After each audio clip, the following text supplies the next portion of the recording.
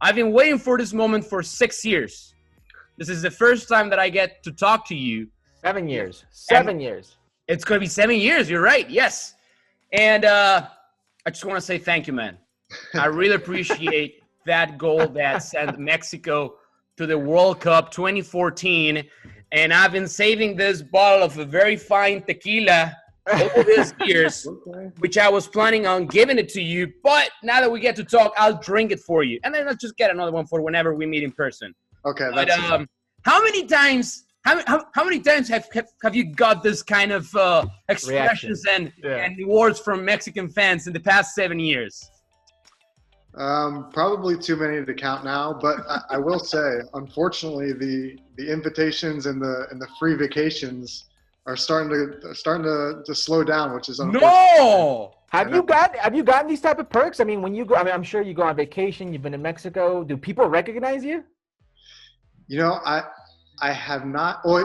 Other than playing in competition, I haven't been down to Mexico since. Okay. But no, so other than being at the stadiums and playing in Champions League or whatever, no, I haven't been down, unfortunately. Do you remember the date? Because a lot of Mexican fans remember the date. The exact date? No, I don't. October 15th. Yeah.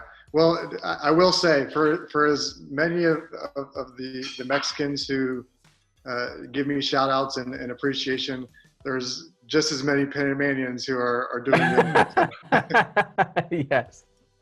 I bet. But let me say this. We were talking to Cristian Martinoli, who's one of the play-by-play guys in Mexico Azteca National Network. And I don't know if you know this, but at the time, Mexican TV stopped showing Mexico's game and just switched to U.S. playing Panama, and he started doing play-by-play of that. He stopped doing play-by-play of the Mexico game and just switched to your game. And you understand how big that was at the time. Mexico not making it to the World Cup in terms of business. It is one of the biggest things in the country, just having the team playing the World Cup every 4 years.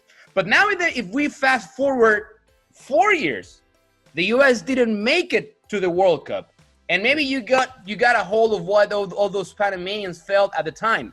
How hard was that for you? Just see, I don't know if you even saw the World Cup after you guys were eliminated from competition. It was devastating. It's as simple as that.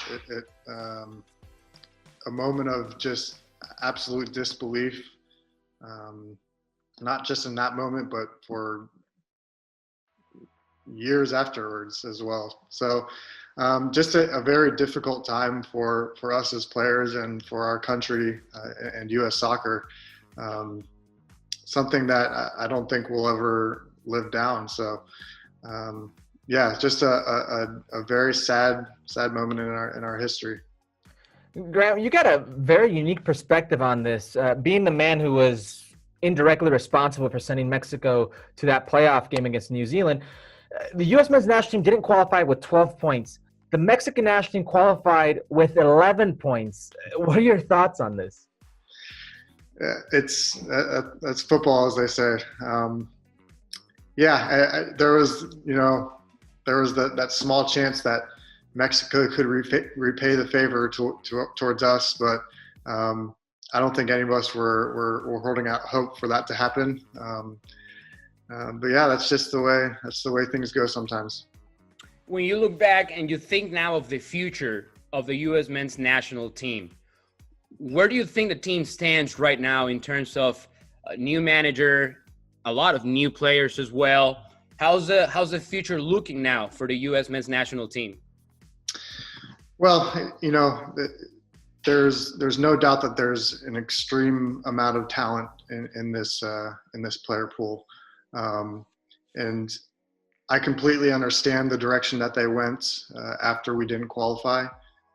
Very much a rebuilding and seeing what we have out there, giving a lot of new guys opportunities. And I think that's a good thing. I like that Greg has such an identity in his team and a way that he wants to play. But it's going to be interesting to see how things start to shape up when real competition starts coming, when there's qualifications on the line and whatnot. I think, like I said, I mean, there's no doubt in the talent pool that we have. It's been great to see some of these younger players step up for their team and for their country. But no, it's a little bit of a waiting game to see how he approaches these the next step in the next level. Well, thank you very much for watching ESPN on YouTube. For more sports highlights and analysis, be sure to download the ESPN app. And for live streaming, premium content, and let's not forget as well, ESPN FC 7 days a week. Subscribe to ESPN+.